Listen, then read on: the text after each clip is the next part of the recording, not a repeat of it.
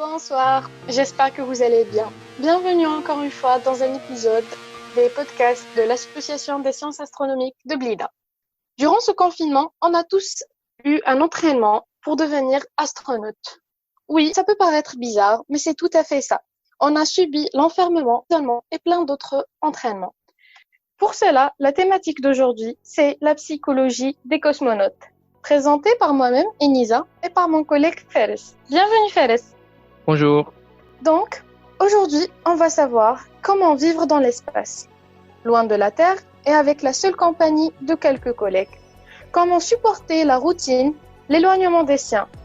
Des études réalisées par des stations polaires pendant des mois d'hiver et des prolongées extrêmes permettent d'évaluer les effets du confinement et de la vulnérabilité d'individus coupés du monde. Pour cela, pour devenir astronaute, il faut être confiné. N'est-ce pas, Félix? Eh oui. Alors, durant le confinement qu'on a fait à cause du corona, on a tous subi un entraînement pour devenir un astronaute parce que c'est l'une des étapes dont il faut passer. C'est-à-dire il faut prouver qu'on peut survivre, on va pas devenir fou, là, on va perdre la tête, on va tuer les gens quand on est confiné tout seul. Parce que même si ça doit être ça doit faire très plaisir aux astronautes d'aller dans l'espace parce que c'est l'objectif de leur vie, ils passent des années à s'entraîner pour aller en orbite ou là aller sur l'ISS, mais ça ne veut pas dire qu'il n'y a pas des inconvénients, il y en a beaucoup. Parmi ces inconvénients, c'est la période du voyage qui peut être par exemple une période vers Mars durer 2 à 3 ans. Les conditions de vie de l'équipage aussi seraient très bouleversées. Enfermés dans un espace de quelques mètres cubes en compagnie d'une poignée de collègues dont il serait impossible de s'éloigner, mais surtout aucune possibilité d'être secouru de l'extérieur. Les cosmonautes devraient en outre maintenir un état de vigilance permettant pour les besoins de la mission. Quels individus sauront supporter une telle épreuve? Et oui, parce que quand on est dans l'espace, on est toujours, on n'est jamais à l'abri du danger. Il y a toujours un danger potentiel. Est-ce que tu seras une fissure, les radiations, les machins? On est toujours sous stress et on est toujours en danger. Et c'est ça, on peut commencer à faire la comparaison avec la situation avec le confinement lié au Covid. On est confiné à la maison. On nous dit qu'il y a un virus tueur, il veut nous tuer, il veut tuer notre grand-mère et nos parents et notre famille. On commence à voir la similarité, on est enfermé, on ne peut pas sortir et on a l'impression d'être toujours en danger et on est peur et on est stressé. Ça commence à y avoir une ressemblance entre les deux.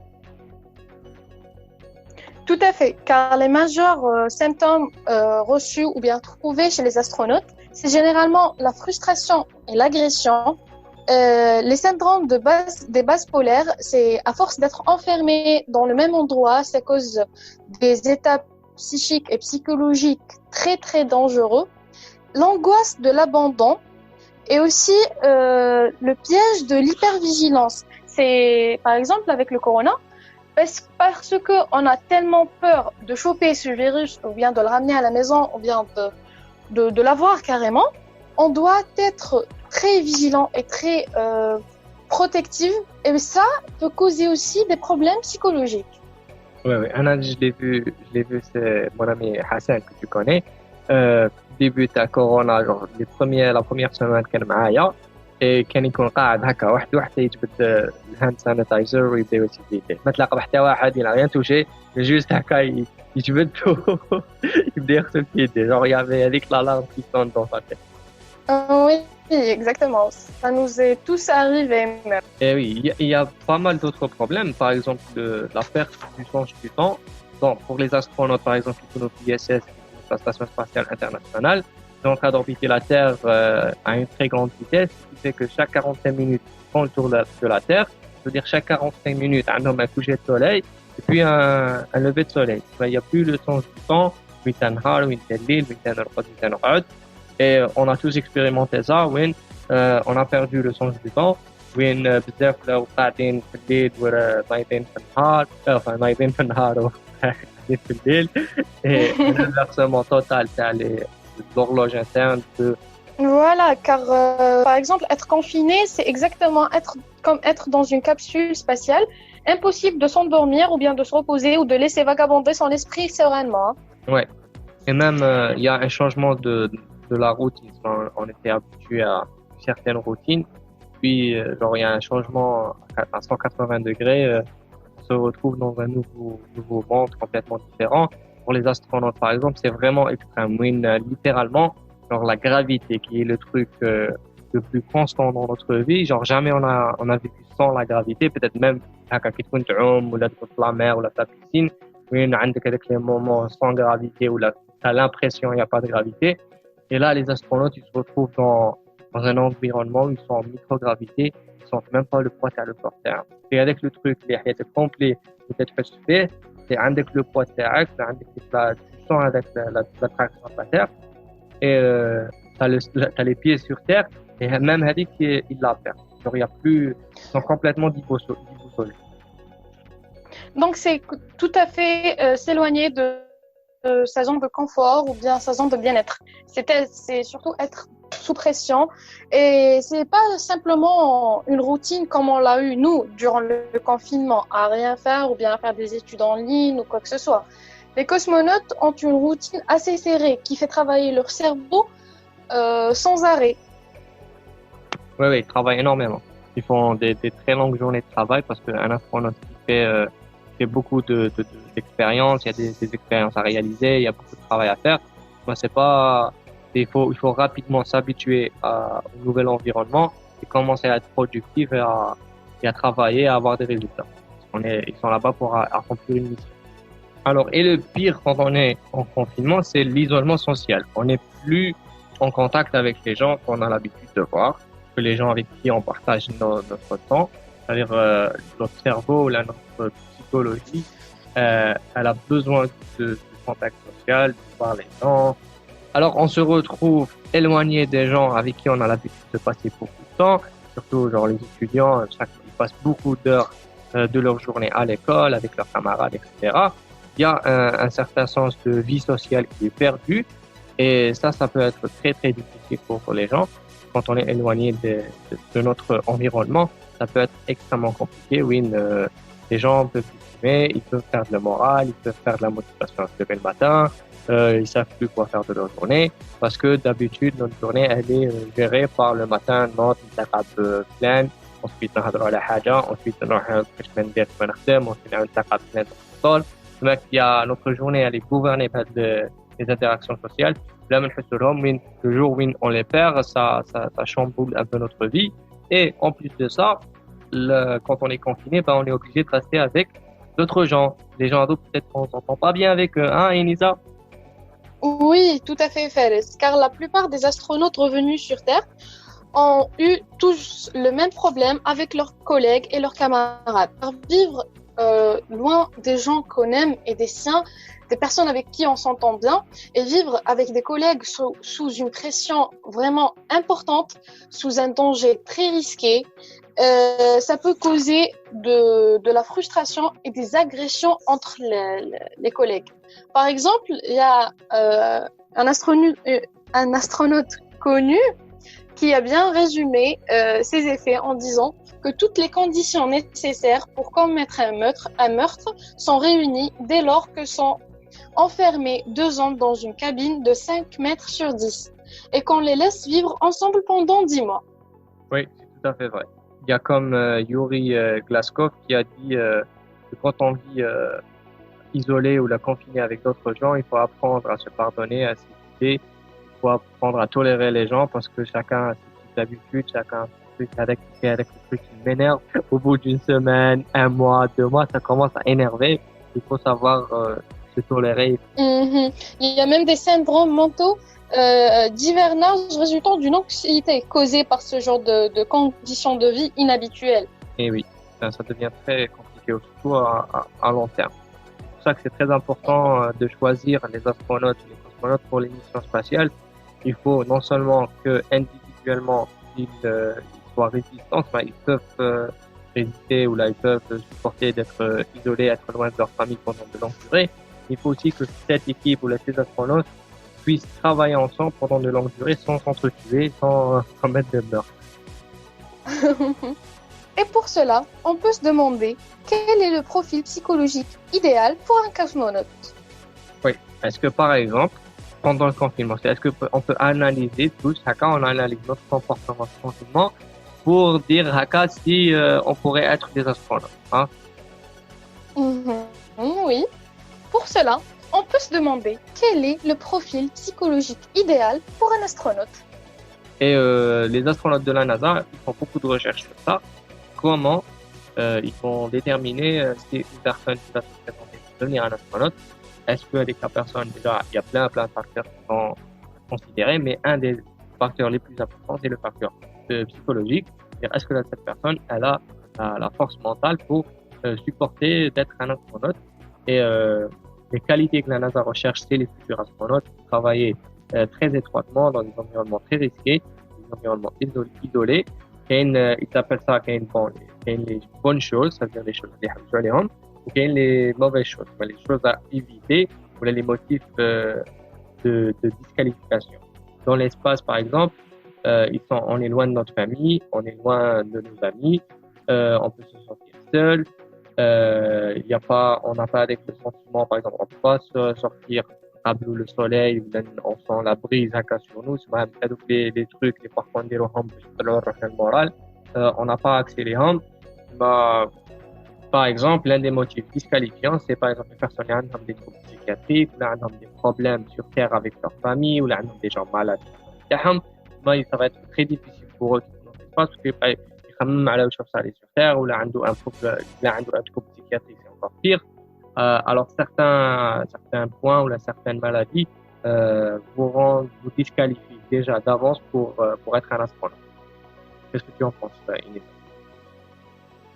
Oui, tout à fait, parce que ces tests ils sont faits exactement pour préciser la personnalité, le passé et la motivation de cette personne, pour définir sa capacité plutôt de survie dans l'espace et surtout à faire face aux difficultés et aux conditions et même au stress. L'objectif de ces tests ou bien de ces études, c'est d'évaluer la fréquence et l'intensité d'apparition des troubles tels que les états anxieux, les dépressions ou bien l'excitation. Ces tests peuvent même mener à des stages de préparation à la mission qui sont réalisés.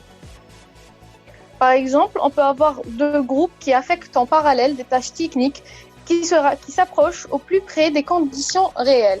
Et le meilleur des deux groupes est finalement retenu. Mais un aspect reste inconnu. Comment évoluera ce groupe dans une situation d'éloignement dans l'espace? Là encore, il y a les plongeurs et les personnels hivernants qui sont riches d'informations. En faisant passer des questionnaires psychologiques à des plongeurs ayant rencontré des difficultés d'adaptation lors de ces missions. Ce qui veut dire en gros, c'est pour avoir des astronautes qualifiés, il faut faire le test, il faut aussi répondre au questionnaire, mais aussi il faut avoir un stage en groupe pour savoir si vraiment le résultat des tests est réel et est-ce vraiment la capacité de ces astronautes, de ces futurs astronautes, de pouvoir affecter leur mission correctement. Oui, généralement, si on regarde déjà pour savoir comment est-ce qu'on devient astronaute dans la vraie vie, c'est généralement la NASA ou là, les agences spatiales, ils ouvrent les institutions là, que les gens postulent. C'est pas un truc, une spécialité pour l'université, mais tu deviens astronaute, c'est un truc qui est ouvert à tout le monde. Et il y a des gens de différents mondes qui finissent par devenir des astronautes. Mais en général, ce qu'ils ont en commun, c'est généralement le travail la vie professionnelle de astronautes. Ils ont fait un travail où là, ils ont fait des expériences, où ils ont été isolés, où là, ils ont expérimenté avec la vie hadik. Ça n'empêche que ça ne veut pas dire que Redhom n'est pas des astronautes.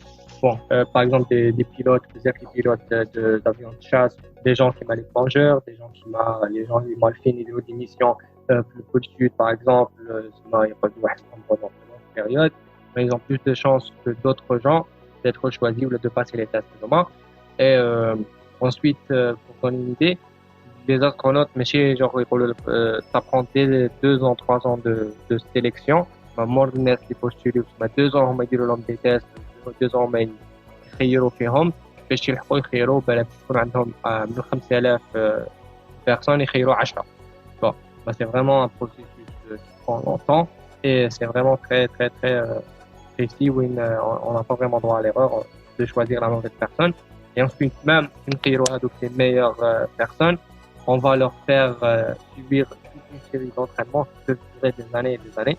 Mais généralement, la durée moyenne l'astronaute il est sélectionné, il est on va dire, engagé, atteindre la première mission c'est genre 10 ans peuvent passer. Ça, généralement, les astronautes, ils ne pas qu'ils sont dans l'espace où ils sont tellement excités parce que, genre, 10 ans, oui, vous dites que je vais. Oui, parce qu'il y a aussi décrocher la Lune, c'est vraiment avoir besoin d'un état psychologique d'un astronaute. Eh oui. Alors, Inisa, est-ce que tu peux nous parler peut-être des techniques qui peuvent être utilisées par les astronautes pour supporter l'isolation et accomplir leur mission? Oui, bien sûr, car les recherches psychologiques ont trouvé, ou bien ont résumé, les besoins des astronautes en 5 points. C'est la frustration et l'agression causée par le stress, le haut niveau de stress. Cela, pour devenir astronaute ou bien même dans notre vie, il faut être réconcilié avec soi-même. Il faut savoir s'accepter et accepter autrui. Il y a aussi l'angoisse de l'abandon. L'angoisse de l'abandon est due généralement à l'isolement et à l'éloignement. Pour cela, il faut juste avoir l'idée, pour nous ou bien même pour les astronautes, se focaliser sur le but de la mission, pas sur les conditions. Donc, un astronaute doit tout simplement se dire que je vais retrouver mes parents, que je vais retrouver les gens que j'aime, que je vais retrouver mes siens après cette mission. Et ça, c'est une forte possibilité de garder les astronautes éveillés avec une certaine concentration et vigilance qui leur permet de s'accrocher à la vie. Et ça, c'est ce qui est vraiment très important. Et oui, il faut aussi qu'ils se connaissent eux-mêmes. Par exemple, il y a quelqu'un j'ai entendu quelqu'un faire un commentaire sur le document où il parle, ici, on prend une personne qui ne se connaît pas bien, ou lui, se parle pas lui-même à cas, et on le met dans un environnement où il est tout seul, il est forcé à faire face à qui il est ou à ses problèmes. Il va se battre contre lui-même, il va se faire du mal parce qu'il n'a pas l'habitude d'être mal. C'est-à-dire, les astronautes, ils doivent être des gens très, très stables psychologiquement, ils doivent se connaître, ils doivent savoir qui ils sont, ce qu'ils veulent, pourquoi ils font ce qu'ils font. Il faut être très clair avec soi-même. Il y a eu même un professeur en psychologie, en parlant aux astronautes et en conseillant ces derniers, il leur a dit que même si vous vous adaptez à vivre avec vos collègues, vous avez eu des moments ou bien des années de stage ensemble, de vie ensemble dans un endroit isolé où vous avez appris à vous connaître, à savoir vos points forts, vos points faibles, etc. Et même si une fois dans l'espace, une fois en pleine mission, s'il y a un pépin, s'il y a quoi que ce soit, vous avez uniquement le droit de réagir vous-même. Ça veut dire que chacun doit porter la responsabilité sur lui. Comme ça, c'est tout le monde qui risque rien. Oui, il faut savoir s'adapter aux situations. Il y a plein d'histoires d'astronautes qui ont dû faire face à des situations auxquelles ils n'étaient pas préparés, ou maintenant, par exemple, ou là, il serait un accident. Et les hommes avec le moment, ils ont la réactivité de réagir rapidement pour une solution, parce que s'ils ne le font pas, ils risquent vraiment de mourir. Il y a une histoire d'un astronaute qui une goutte d'eau qui est sur le masque تاعو كان faisait genre une réparation à l'extérieur, ça n'avait pas combinaison et tout. Il y avait une goutte d'eau à l'intérieur qui était chauffée à une eau. Donc l'espace, l'eau c'est genre ça se flotte, genre ça flotte. Mais il a dans une surface mais il y c'était vraiment, ça aurait pu être très dangereux. Oui, il a fallu réagir rapidement parce que quand il est rentré pour résoudre le problème. C'est exactement comment il a résolu le problème. Je sais c'était pas une expérience très heureuse pour lui, mais pour donner idée, c'est des gens, il faut vraiment qu'ils soient capables de réagir à des situations de vie ou de mort sans bloquer, parce que si on n'est pas prêt et on se trouve avec la situation, on peut facilement faire une crise de panique oui, on bloque et on ne sait plus réagir, on ne sait plus quoi faire. Et il faut pas faire ça. Oui, sans doute, bien sûr. Et c'est ça ce qui donne un privilège aux astronautes d'avoir des conditions de vie vraiment plus stables que les nôtres. Parce que nous, si on s'attache à quelque chose, c'est que c'est soit ça, ou bien soit une dépression, ou bien des nerfs, ou bien chacun fait sortir ce qu'il a dans son plus profond à des façons différentes.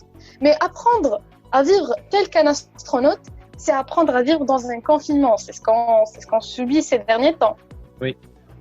C'est apprendre à se contrôler, à s'accepter, accepter autrui, prendre la bonne décision là où il le faut et avoir une très, très, très puissante vigilance. C'est avoir peur pour soi et pour autrui. Oui. Mais une peur contrôlée, c'est pas une peur. Oui, c'est pas une peur hystérique non plus, Ouais. hein, parce que la peur hystérique, tout ce qui est abusé en psychologie, tout ce qui est abusé est une maladie. Ouais, bien sûr. Faut être vigilant, mais pas panique. Voilà, parce que la panique peut causer des problèmes plus graves que être tout simplement vigilant, bien que le virus lui-même. Oui, bien sûr, il y a une différence entre une peur, une vigilance et une panique. Parce que la vigilance, c'est savoir contrôler sa peur. Mais la panique, c'est perdre le contrôle de la peur. Et là, la peur peut nous ranger. On peut même affecter notre cerveau ou bien notre santé mentale aussi, en disant que c'est bon, ça y est, c'est la fin, je vais choper ce virus, je dois pas faire ça, je dois pas faire ci, je dois pas sortir, je dois pas ça. Et c'est vraiment ce qui cause d'autres problèmes psychologiques qui seront plus difficiles à gérer qu'un virus. Oui, oui, tout à fait. Et alors voilà, on a parlé un petit peu du sujet. J'aimerais bien savoir, Anna, j'aimerais bien que les gens ils essaient d'analyser eux-mêmes à ça, ils voient leur comportement durant le confinement. Ils fassent que nous, la réaction d'Aham, est-ce qu'ils ont changé, est-ce que c'était pour le meilleur, est-ce que c'était pour le pire, est-ce qu'ils pensent qu'un jour ils pourraient devenir des astronautes, t'as passé le test pour devenir des astronautes. Toi, Inisa, à ton avis, est-ce que, sans entrer dans les détails, est-ce que tu trouves que do you have what it takes to be an astronaut? Oui, oui, surtout moi. Je n'ai pas eu de problème du tout, vraiment. Et c'est vraiment quelque chose de nouveau. C'est quelque chose que j'ai appris de moi-même. Je ne savais pas que j'avais cette capacité ou bien cette possibilité. Et toi, Fares, dis-moi. Ah non, ça n'a pas vraiment changé grand-chose. Je vivais déjà un cas là. Oui, on sait ça déjà. Et j'aimerais bien avoir l'avis des gens qui nous entendent, qui nous répondent, qui nous envoient des messages et qui nous parlent de leurs expériences durant ce confinement. ديروا شوية من الشعر. À ton avis, شكون اللي quelqu'un عارفه بين الزوج اللي vraiment ما قدرش يديروا الكونفيرم؟ Je sais pas. J'essaie de penser, je trouve pas. أنا je pense à quelqu'un. مش هنقولها. Attends, ok, tu sais, c'est après l'enregistrement qu'on va dire c'est qui, d'accord? D'accord, pour qu'on n'aura pas de problème. Surtout si c'est quelqu'un qui nous connaisse les deux. Après confinement, vraiment, on aura affaire à lui. Alors, merci d'avoir écouté. J'espère que vous avez apprécié cet épisode. Vous pouvez vous abonner, liker. Vous pouvez nous trouver sur tous les réseaux sociaux. Voilà, sur notre Astronomie. Là où il a été là. Merci, au revoir. Au revoir.